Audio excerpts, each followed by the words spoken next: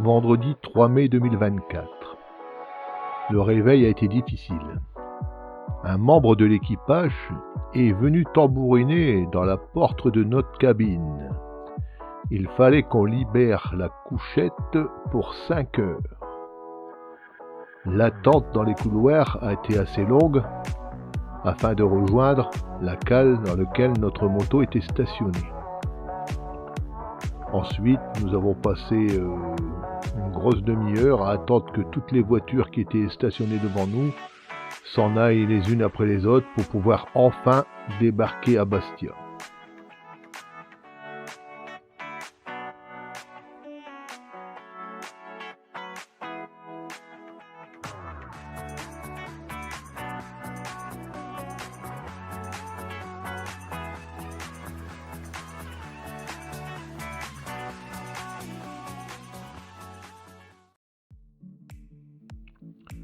La météo était maussade, le ciel était gris, il y avait une pluie fine. Nous avons croisé les doigts en espérant trouver le soleil que nous étions venus chercher sur l'île de Beauté.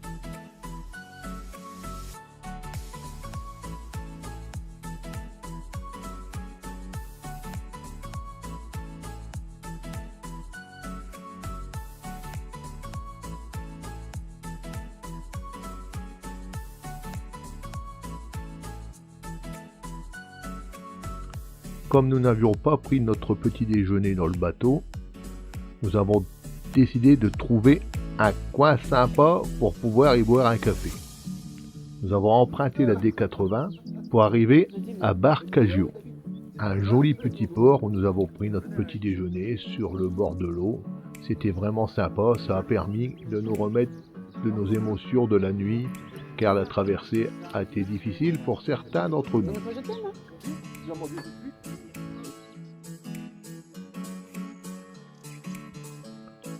De là, nous avons repris la D80. À Camera, nous avons pris la D35 vers le port de Santiago. Petite route sinueuse avec des paysages magnifiques. Nous avons suivi la D35 jusqu'à Barragonia pour reprendre la D80 jusqu'à Nonza.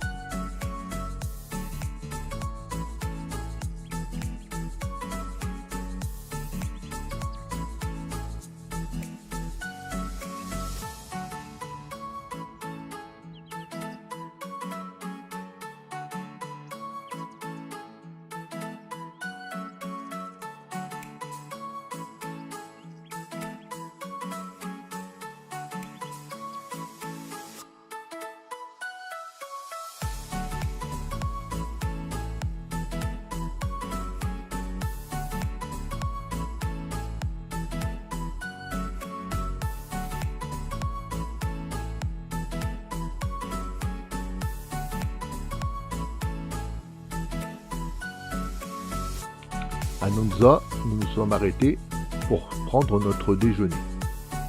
J'avais vu une terrasse où un monsieur était appuyé. J'ai été le voir pour demander si on pouvait manger et le monsieur m'a répondu qu'il était en retraite et qu'il ne faisait plus de repas le midi, mais par contre, si on voulait manger là, c'était possible. Il nous a indiqué une petite adresse dans le village où aller chercher quelque chose à manger et nous sommes retournés sur sa terrasse pour manger. Bien sûr, les consommations, on les a pris chez lui, c'était la moindre des choses quand même. Nous avions carrément privatisé la terrasse, nous étions les seuls, avec une vue imprenable sur une plage de sable noir.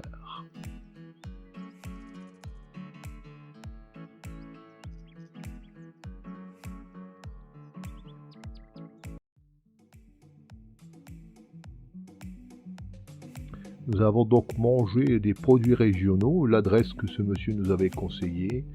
C'était des petites planches avec de la charcuterie, du fromage et du pain. On a passé un moment vraiment agréable. Nous avons ensuite repris la D80 pour faire un arrêt dans le port de Saint-Florent. Nous nous sommes baladés un peu sur le port, sur la digue.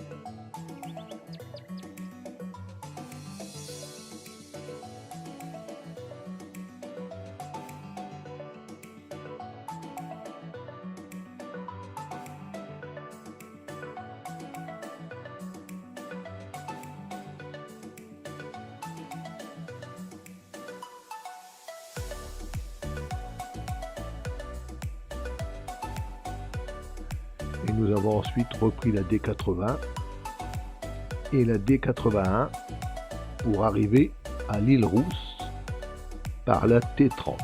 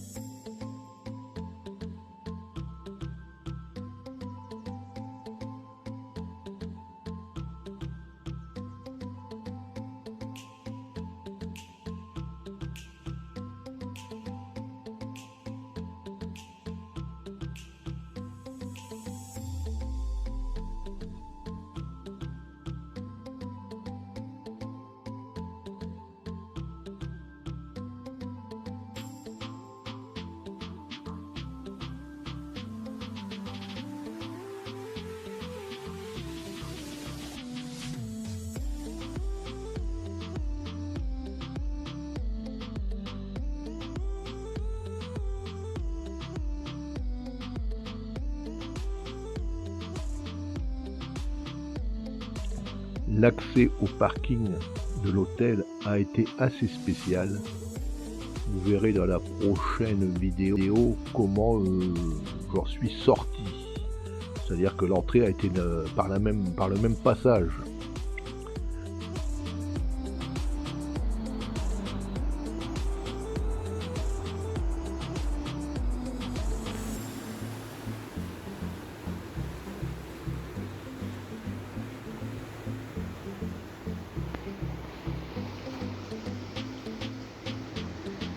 Bon, j'espère que cette deuxième épisode de notre road trip encore vous a plu. Si c'est le cas, n'oubliez pas de mettre un petit pouce. Et si vous voulez voir la suite de notre balade, abonnez-vous. Et je vous dis à toutes et à tous à très bientôt et je vous fais un gros V-moteur du Nord.